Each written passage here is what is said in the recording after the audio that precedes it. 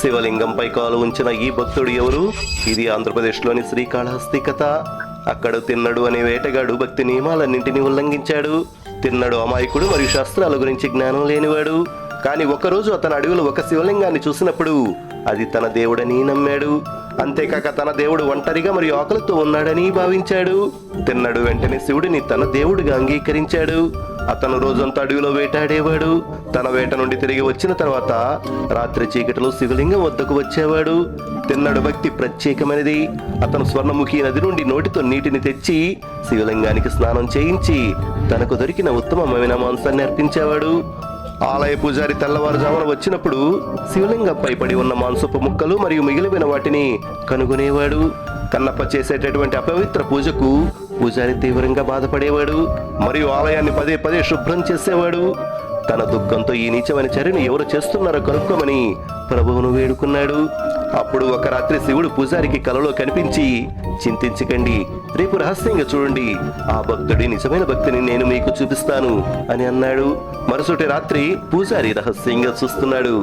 కన్నప్ప తన సాధారణ పూజ చేయడానికి వచ్చాడు. అకస్మాత్తుగా శివలింగం కుడి కన్ను నుండి రక్తస్రావం ప్రారంభమైంది. కన్నప్ప భయపడ్డాడు. అతను మూలికలు పూశాడు, కానీ రక్తస్రావం ఆగలేదు. చివరికి నిరక్షరాస్యుడైన ఈ భక్తుడు ఒక పరిష్కారాన్ని కనుగొన్నాడు. ఎటువంటి నొప్పి లేదా సంకోచం లేకుండా అతను తన బాణాన్ని తీసుకుని తన కుడి కన్ను తీసి శివలింగం కంటిపై ఉంచాడు. అద్భుతంగా రక్తస్రావం వెంటనే ఆగిపోయింది. కానీ శివలింగం ఎడమ కన్ను నుండి రక్తస్రావం ప్రారంభమైంది. కన్నప్ప తన మరొక కన్నును వదులుకోవాల్సి ఉంటుందని గ్రహించాడు. కానీ మరొక కన్నును తొలగించిన తర్వాత కన్నును సరిగ్గా ఎలా ఉంచాలో అని అతను అనుకున్నాడు.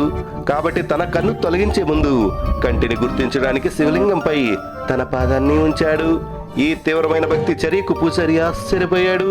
శివుడు స్వయంగా ప్రత్యక్షమయ్యాడు. అతను కన్నప్పను ఆలింగనం చేసుకుని అతనికి మోక్షాన్ని ప్రసాదించాడు. కన్నప్ప ఈ యాగం చేసిన ప్రదేశం ఆంధ్రప్రదేశ్లోని శ్రీకాళహస్తి. ఈ ప్రదేశానికి 3 పురాతన భక్తుల పేర్లు పెట్టారు.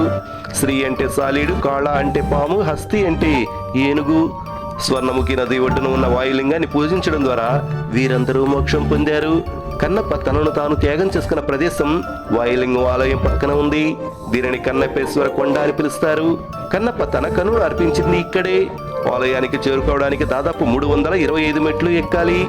పై భాగంలో మీరు భక్త కన్నప్ప ఆలయాన్ని మరియు దానిపైన గౌరీ శంకర్ యొక్క భారీ తెల్లటి విగ్రహాన్ని కనుగొంటారు. భక్త కన్నప్ప చేసిన ఈ బలిదానం కోసం కామెంట్స్లలో హర హర మహాదేవ్ అని రాయగలరు.